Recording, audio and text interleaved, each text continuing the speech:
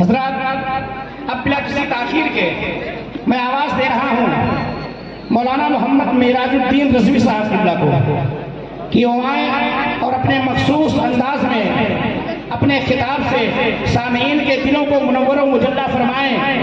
دلوں میں خوف رکھو گے تو ہمت کیسے آئے گی؟ دلوں میں خوف رکھو گے تو ہمت کیسے آئے گی؟ بنے پیتل تو پھر سونے کی قیمت کیسے آئے گی؟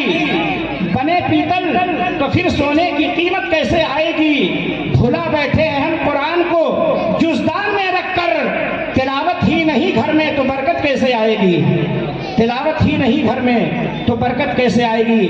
مولانا محمد معراج الدین صاحب قبلہ رضوی مائک پر آئیے حضرت کا استقبال نعرہ تکبیر و نعرہ رسالت سے کریں۔ نعرہ تکبیر، نعرہ رسالت، علماء اہل سنت مولانا محمد معراج الدین صاحب قبلہ، نعرہ تکبیر، نعرہ رسالت۔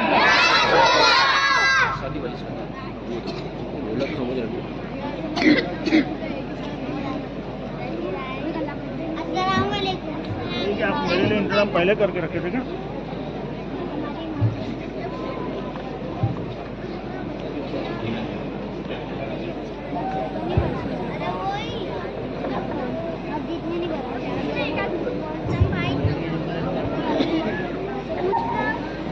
السلام علیکم ورحمۃ اللہ وبرکاتہ۔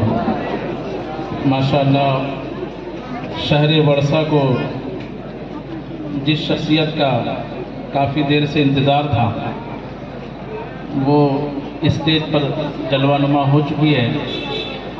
میری مراد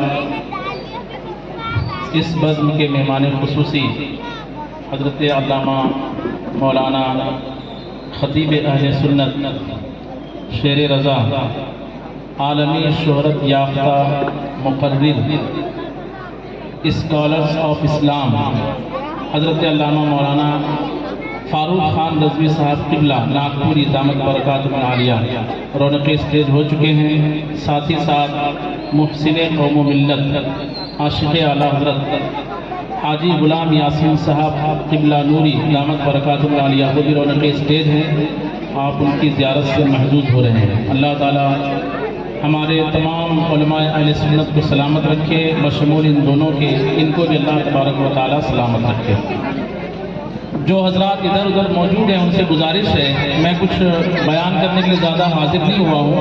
میں چاہتا ہوں کہ شیر رضا کی آمد سے قبل آپ لوگ ایک ماحول بنا لیں۔ آپ کے سامنے جو شخصیت خطاب فرمانے والی ہے وہ کوئی معمولی شخصیت نہیں ہے۔ ابھی میں نے کل کی بات ہے کہ یو کے کی ایک خاتون کا میں نے تاثر سنا، وہ تاثرات یہ دے رہی ہے کہ میرا تعلق کسی بد مذہب گھرانے سے تھا، اور ایسے گھرانے سے کہ جہاں بد مذہبیت کو پالا جاتا ہے، جہاں سے بد مذہبیت کو پھیلایا جاتا ہے، جہاں بڑے بڑے بد مذہب علماء موجود ہیں، اس گھرانے کی میں بہو ہوں۔ لیکن وہ یہ تاثر دے رہی ہے علامہ فاروق خان صاحب قبلہ کو کہ میں نے آپ کا بیان سنا اور الحمدللہ میں بد مذہبیت سے ابھی توبہ کر کے پکی سنیہ ہو چکی ہوں۔ اور وہ رو بھی رہی تھی اور اپنے جو ہے یہ تاثرات کا اظہار بھی کر رہی تھی۔ تو ان کے بیانات کو سن کے ماشاءاللہ جو بگڑے ہوئے لوگ ہیں وہ سدھرنے کی کوشش کر رہے ہیں اور سدھر بھی رہے ہیں۔ تو اللہ تعالیٰ ان کو سلامت رکھے۔ میں کچھ منٹ کے لیے حاضر ہوں، پھر گزارش کروں گا کہ جو آس پاس ادھر ادھر باہر پنڈال کے باہر موجود سامعین حضرات ہیں ان تک اگر میری آواز پہنچ ہی رہی ہوگی تو وہ جتنی جلدی ہو سکے اندر تشریف لے آئیں۔ کرسی کا معقول انتظام کیا گیا ہے، آرام سے بیٹھیں اور مغز خطاب سماعت کرنے کے لیے اپنے آپ کو تیار رکھیں۔ الحمدللہ رب العالمین والعاقبۃ للمتقین والصلاة والسلام علی سید الانبیاء والمرسلین، اما بعد فاعوذ باللہ من الشیطان الرجیم، بسم اللہ الرحمن الرحیم۔ یا ایہا الذین آمنوا ادخلوا فی السلم کافۃ، صدق اللہ مولانا العظیم وصدق رسولہ النبی الکریم، ونحن علی ذلک لمن الشاہدین والشاکرین والحمد للہ رب العالمین۔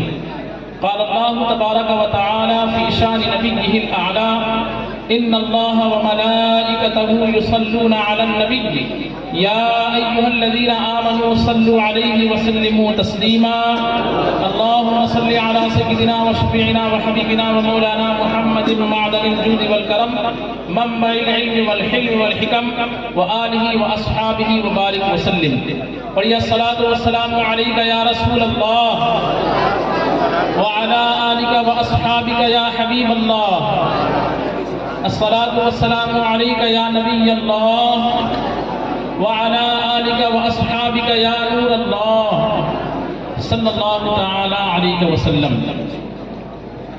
طریق مصطفیٰ کو چھوڑنا ہے وجہ بربادی، طریق مصطفیٰ کو چھوڑنا ہے وجہ بربادی، اسی سے قوم دنیا میں ہوئی بے اقتدار اپنی، اسی سے قوم دنیا میں ہوئی بے اقتدار اپنی، اور خدا نے آج تک اس قوم کی حالت نہیں بدلی، خدا نے آج تک اس قوم کی حالت نہیں بدلی جسے خود فکر نہ ہو اپنی حالت کے بدلنے کا۔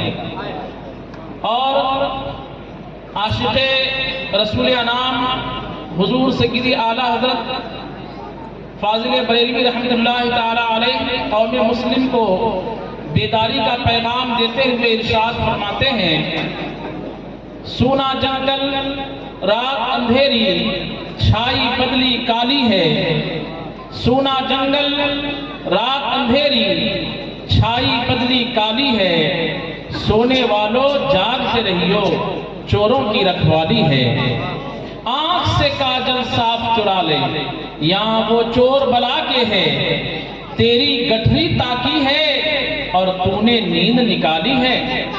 ایک اور جگہ امام عشق و محبت بیداری کا پیغام دیتے ہوئے قوم مسلم کی حالت پر بہت ہی خوبصورت شعر ارشاد فرماتے ہیں کہ شب صبح تک سونا تجھے، دن لہو میں کھونا تجھے، یعنی ہماری حالت یہ ہو گئی ہے کہ رات دیر سوتے ہیں اور دن چڑھے تک سوتے رہتے ہیں، شب صبح تک سونا تجھے، دن لہو میں کھونا تجھے، لہو یعنی بیکار کی چیزوں میں ہم اپنے دن کو برباد کرتے چلے جا رہے ہیں، وقت کو یوں ہی بیکار گزارتے چلے جا رہے ہیں، شب صبح تک سونا تجھے، دن لہو میں کھونا تجھے، شرم نبی خوف خدا یہ بھی نہیں وہ بھی نہیں۔ اللہ اکبر۔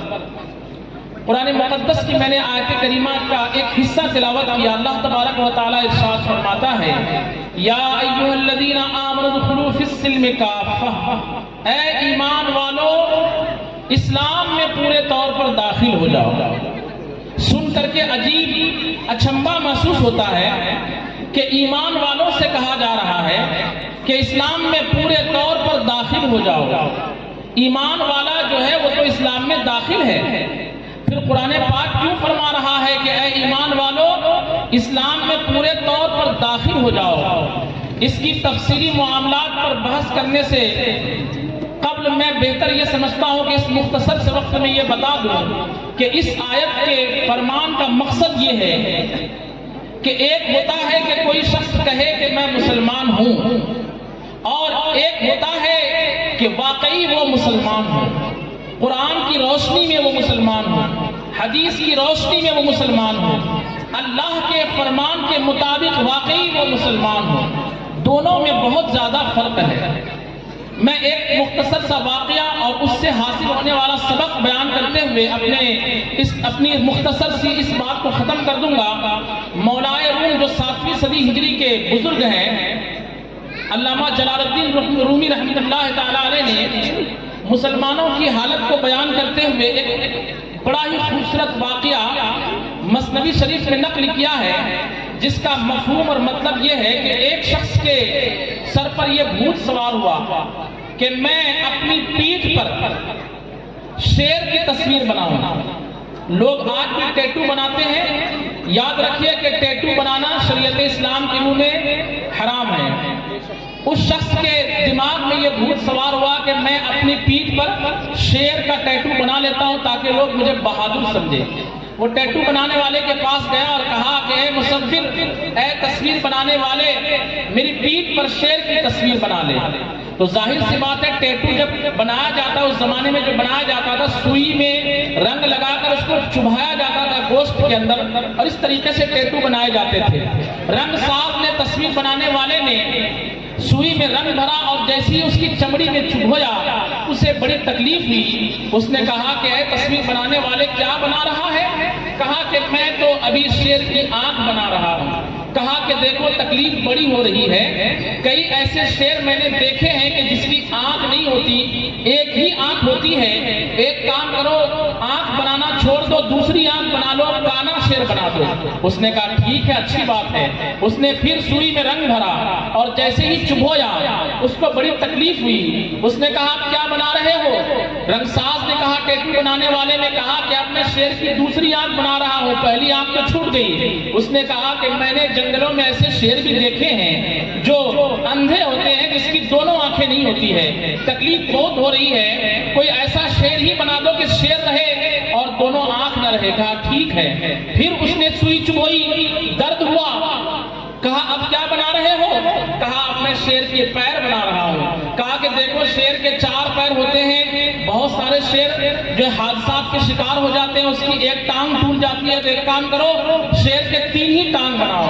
اس نے کہا ٹھیک ہے۔ پھر اس نے سوئی اٹھائی، چبھویا، جیسے ہی چبھویا اسے تکلیف ہوئی۔ کہا اب کیا بنا رہے ہو؟ کہا کہ شیر کے کان بنا رہا ہوں۔ اس نے کہا کہ ایک کام کرو، شیر بہت سارے ایسے ہوتے ہیں کہ اس کے کان کٹے ہوتے ہیں، تو ایک کام کرو کن کٹا ہی شیر بنا دو۔ تصویر بنانے والے کو بڑا غصہ آیا۔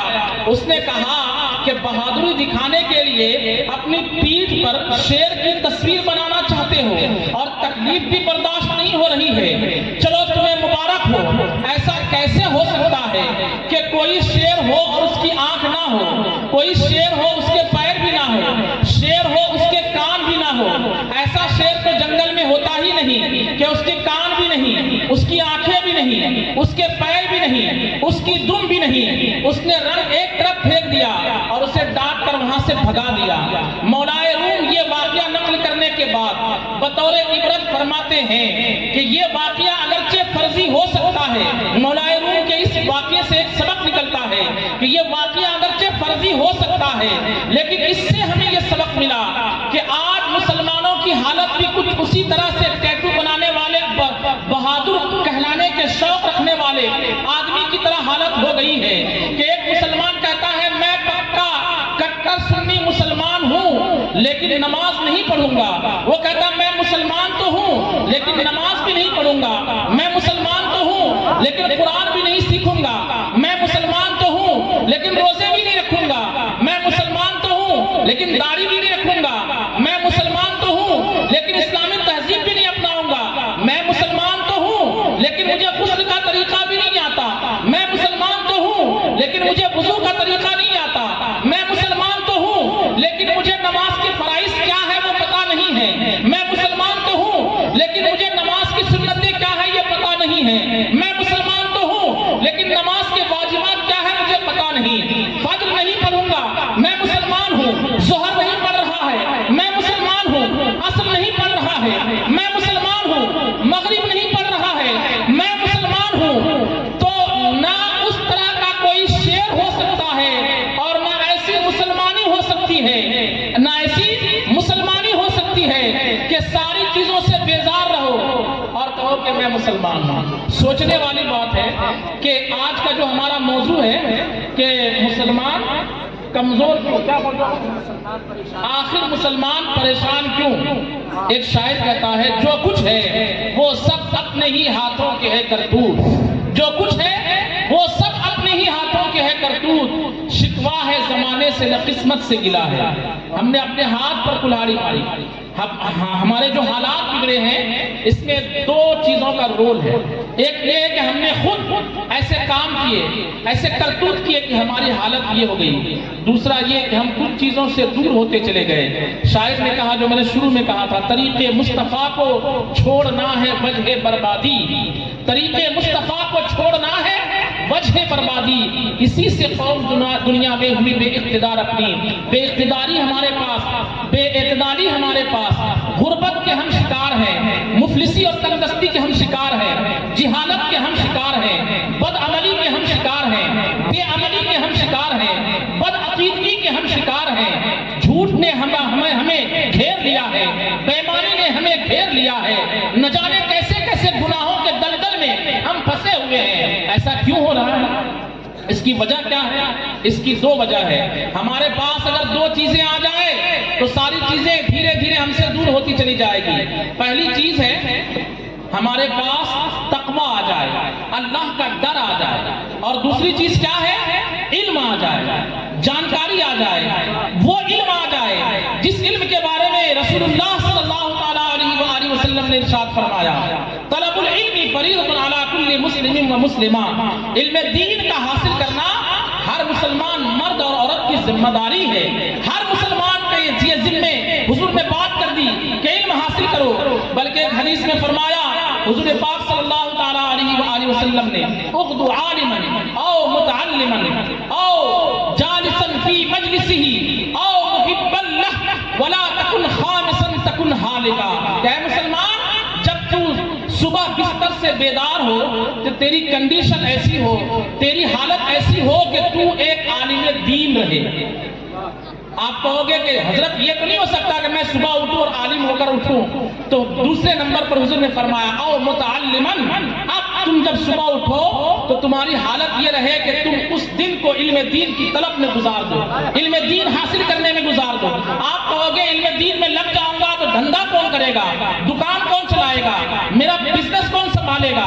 تو ٹھیک ہے آپ بزنس کرنے چلے گئے، تو تیسرا اسٹیپ حضور پاک صلی اللہ تعالی علیہ وسلم نے بیان فرمایا او جالسا فی مجلسہ، کم سے کم اپنے کام دھندے کرتے ہوئے کوئی ایسی مجلس تلاش کرتے جاؤ جہاں علم کی بات ہو رہی ہو، وہاں جا کر بیٹھ کر علم کی بات سیکھ لو، موبائل کے ذریعے کسی عالم سے رابطہ کر کے علم کی بات سیکھ لو، واٹس ایپ پہ علامہ فاروق رضوی صاحب سے رابطہ کر کے علم کی بات سیکھ لو، ایسے گروپ سے جوائن ہو جاؤ جہاں علم کی باتیں سکھائی جاتی ہیں، ایسی تنظیم سے جوائن ہو جاؤ جو عاشق رسول کی تنظیم ہو، جہاں علم کی باتیں سکھائی جاتی ہو۔ تو یہ تیسرا اسٹیپ ہے کہ اگر عالم نہیں ہو سکتے ہو، طالب علم نہیں ہو سکتے ہو، تو ایسی مجلس تلاش کرو، ایسی صحبت تلاش کرو، بروں کی صحبت میں ہرگز نہ بیٹھو۔ قرآن فرماتا ہے فلا تقعد بعد الذکر مع القوم الظالمین، کہ جب تجھے یاد آ جائے کہ میں جاہلوں کی میجورٹی میں بیٹھا ہوا ہوں، میں ظالموں کی میجورٹی میں بیٹھا ہوا ہوں، میں فاسق لوگوں کی صحبت میں بیٹھا ہوا ہوں، تو قرآن کہتا ہے اے مسلمان جیسے ہی تجھے محسوس ہو جائے وہاں سے نکل کر کے نیکوں کی صحبت میں آ جاؤ۔ اور تیسرے چوتھے نمبر پر حضور فرماتے ہیں کہ آپ کہو گے کہ میں نہ عالم ہونے کے لیے وقت دوں گا، نہ متعلم ہو سکتا ہوں، نہ جلسے جلوس میں اور محفل صحبت اختیار کر سکتا ہوں، تو آخری جو لاسٹ اسٹیپ ہے حضور نے فرمایا محبا لہ، کم سے کم علم دین سے محبت کرنے والا ہو جانا۔ نمبر ایک عالم ہو جانا، نمبر دو یہ نہیں ہو سکتا تو متعلم ہو جانا، یہ نہیں ہو سکتا تو عالم اور متعلم کی مجلس تلاش کرنے والا بن جانا، اور یہ بھی نہیں ہو سکتا تو اگرچہ تو دھندے پہ رہے، اگرچہ اپنے گھر پہ رہے، اگرچہ اپنے بستر پر رہے، کم سے کم تیرے دل کی یہ کیفیت ہو کہ جب علم اور علماء کی بات آئے تو دل میں محبت کا احساس پیدا ہو جائے، ان سے محبت کرنے والے بن جاؤ۔ پھر وہ نبی جس کا ہم کلمہ پڑھتے ہیں وہ فرماتے ہیں ولا تکن خامسا تکن حالکا، پانچواں کچھ اور نہ ہونا ورنہ ہلاک و برباد ہو جاؤ گے۔ تو ہم اپنی حالت کو دیکھیں کہ ہماری حالت کیا ہے۔ لوگ مال کے اعتبار سے ترقی کرنا چاہتے ہیں کہ آج سائیکل ہے، کل اسکوٹر ہے، پرسوں ٹو ویلر ہے، اس کے بعد کار ہے، آج جھوپڑی ہے، پھر 1000 اسکوائر فٹ کا مکان ہے، پھر 2000 کا، پھر 5000 کا بنگلہ بنا لیا۔ ایسے لوگ ترقی کرتے ہیں، اس کو لوگ ترقی کہتے ہیں، لیکن قرآن کہتا ہے ان الانسان لفی خسر، انسان ہمیشہ نقصان میں ہے، گھاٹے میں ہے، اور کچھ انسان نہیں، قرآن نے کہا بے شک تمام کے تمام انسان گھاٹے میں ہے۔ تو پھر فائدے میں کون ہے؟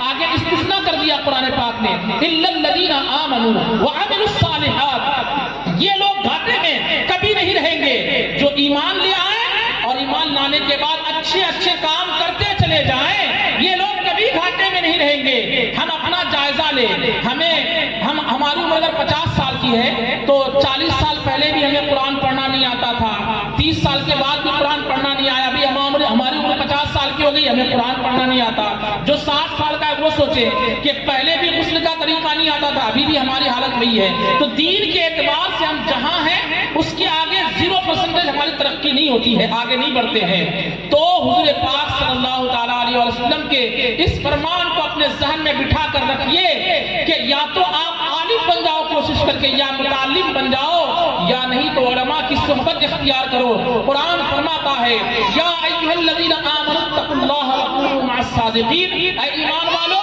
اللہ سے ڈرتے رہو اور اس سچوں کے ساتھ ہو جاؤ، اچھوں کے ساتھ ہو جاؤ، علماء کے ساتھ ہو جاؤ، عاشقان رسول کے ساتھ ہو جاؤ۔ بروں کی صحبت تجھے برباد کر دے گی، اچھوں کی صحبت تجھے آباد کر دے گی۔ ایک فارسی شاعر کہتا ہے صحبت صالح ترا صالح کند، صحبت صالح ترا صالح کند، اچھے کی صحبت تجھے اچھا کر دے گی اور برے کی صحبت تجھے برا کر دے گی۔